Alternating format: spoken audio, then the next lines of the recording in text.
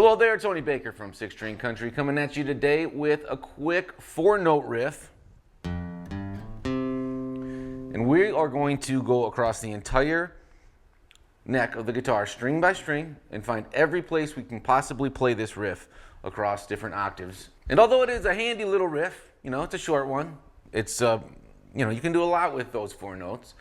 This video is really more about theory and understanding the guitar neck.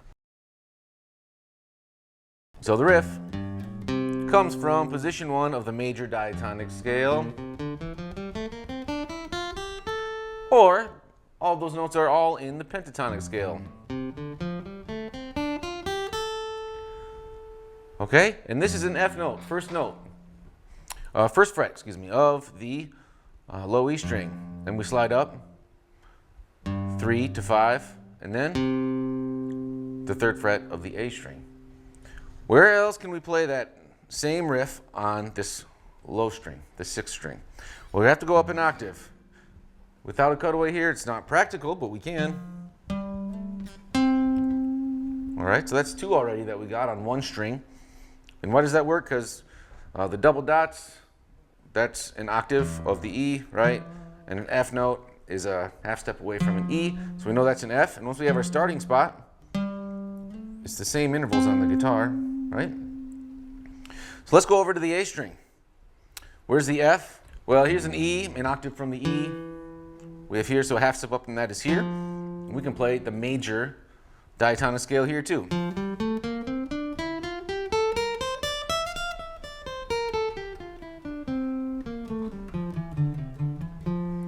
All right, so it's the same thing. So there's the 3rd spot. Now my next F is up there, so we're not going to be able to play it again on the A string. And we don't have any Fs down here either. So we've got 3 so far on 2 strings. Let's go over to the D string. We have a D, half step up, E flat, E, F. All right, so we've got our F note. And where are we here if we wanted to play the diatonic major scale starting on this F note? Well, we have the 2nd position of the diatonic scale, which is going to start on the 2nd interval of the F scale, which is a G note, which is this.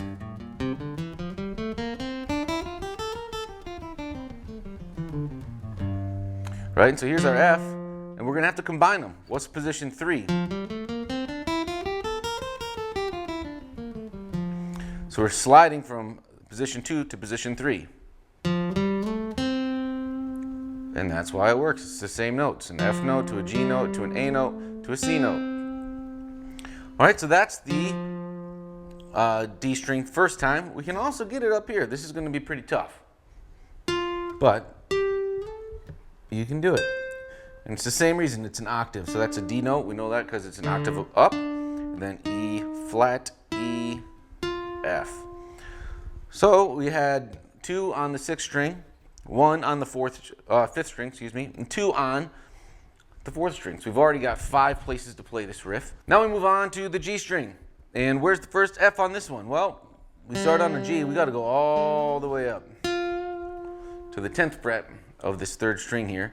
And the kind of shape of the riff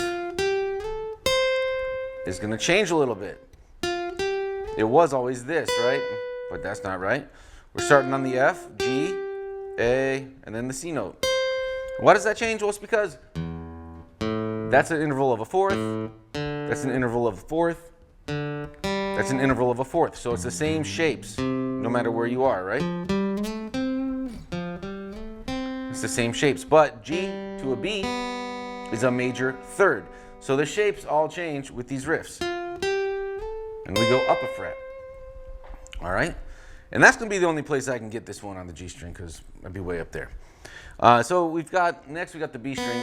And now a B note to an E note is a 4th. So it's the same interval as this. And it's going to be the same shape. Again. F is right here.